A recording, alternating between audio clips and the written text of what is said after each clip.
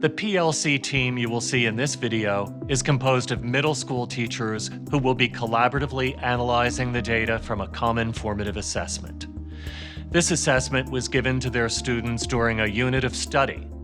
Not all of their formative assessments are common, and many will not be recorded. However, it's important that at some point during the unit, teachers record student assessment data in connection with the student learning objectives. This template is one way of capturing the data and the SLOs. It can be done electronically using a number of tools, including an Excel spreadsheet or Google Sheets. When a team of teachers comes together to collaboratively analyze formative assessment data, they are able to make powerful instructional decisions in the middle of the unit to specifically target the learning needs of students.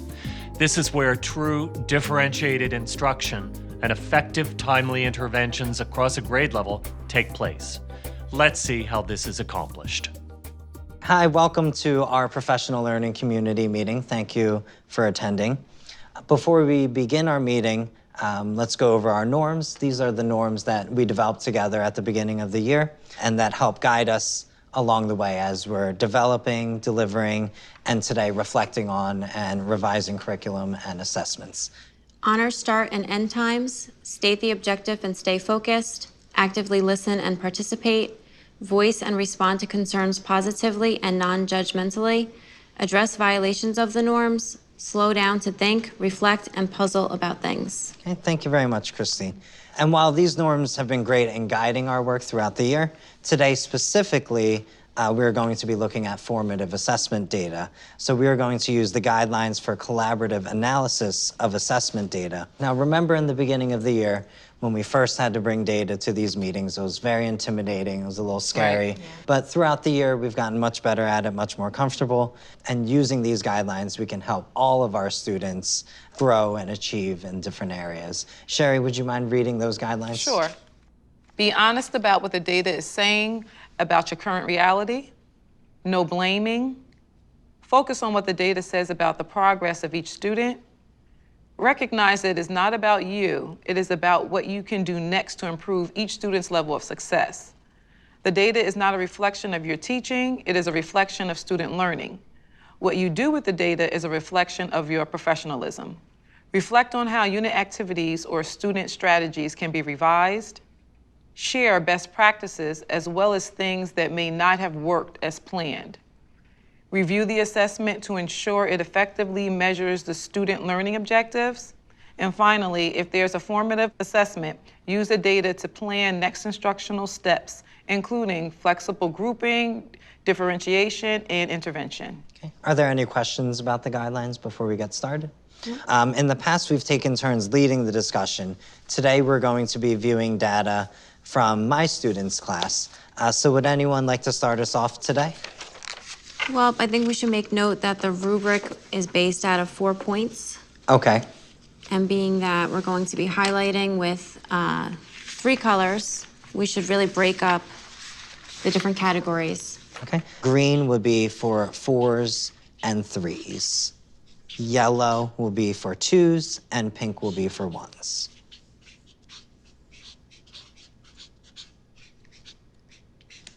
Okay. So did anyone notice any patterns or anything that kind of jumped out to you as you're doing the tallying? So one of the first things that I noticed is we still have a lot of students that are developing and emerging under the development of ideas, use of evidence category. Right.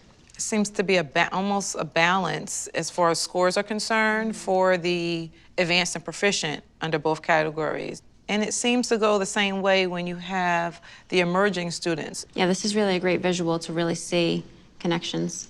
So what kind of activities or interventions do you think would help their development of ideas or their use of evidence when doing a language arts assignment? I think we can definitely focus on having the students do activities such as locating evidence by highlighting or adding pieces of evidence from a text into a graphic organizer so it's more concrete and a visual aid for them. Great. And what about for the organization of their writing? So we can definitely do some activities that focus on these tasks as an individual task. So breaking up the key components, what makes a strong introduction, and just practicing that skill, incorporating it into homework assignments, almost making it like mini lessons throughout the week.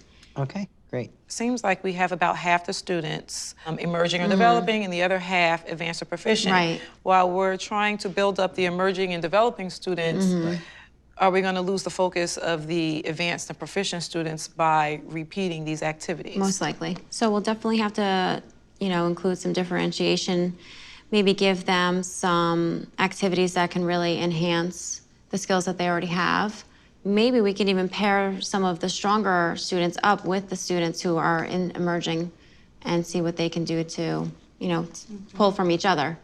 Yeah, I really like the idea of flexible groupings to help with that. So perhaps you don't have to just stick to your students. You can gather Absolutely. maybe the advanced and proficient students you can work with from all classes. So we can have flexible groupings within our own classrooms, and we can also do flexible groupings as a department. And that's a wonderful idea. What if certain students, after receiving a professional resources, after receiving some sort of PD, after the flexible grouping, some students are still not performing? Because again, we're looking for the students to progress from pre-assessment to the SLOs, leading up to the summative assessment. I mean, at that point, I would probably have a conference with a student one-on-one, try to figure out, what exactly their strengths, weaknesses, fears are with the subject matter, and try to develop a plan together with that student to figure out what exactly is going on and what we can do to help them master the skills. All right, we've done a great job of analyzing data from the students in my class, but part of a professional learning community is to compare strategies that we use from one person's class to the other person's class. Okay, so let's take a quick look at Sherry's data. Immediately, I see that most of the students fall into the developing, but we can look at it several different ways. We talked about revisiting the rubric, so that's one thing. One strategy that I use for my class is modeling. So when I was going over this skill, I was looking at the novel Anne Frank, and as we were reading our novel, I helped model for the students how to pull the evidence out of those texts. Okay, so it seemed like, Sherry, some of your students, as compared to my class, were still in the developing and emerging stages for organization. Right. Did you use a graphic organizer? I did not. I actually, I found this great graphic organizer that I used with my class to help them with the organization of their ideas. So you can take a quick look at that. I like this. Yeah, this looks great. Perhaps that we should implement this into the unit. All right, so if you don't mind, since you're the only one that used the graphic organizer, if we take a look at my data, see if it's comparable to Sherry's. And just scanning this real quick, I do notice that, like Sherry's, a lot of my students are falling into the developing range as well. If that graphic organizer made a big difference, maybe we should implement that into our curriculum as well. Okay. So I'll go ahead after the meeting and put that on the Google site. That'll be very helpful. Yes. For, I guess, the anecdotal data, I would also put some sort of reflective writing for the students to respond where they felt they went wrong and why. And I think that's valuable for the students' perception of the expectation. Absolutely. That would also be a great conversation starter if it gets down to that one-on-one conversation. It's true in the conference. Absolutely. So thank you again, Christine. Thank you again, Sherry. And thank you, Dr. Felice. And I hope everyone gained something very valuable. And we'll continue to work on this as we have from the beginning of the year.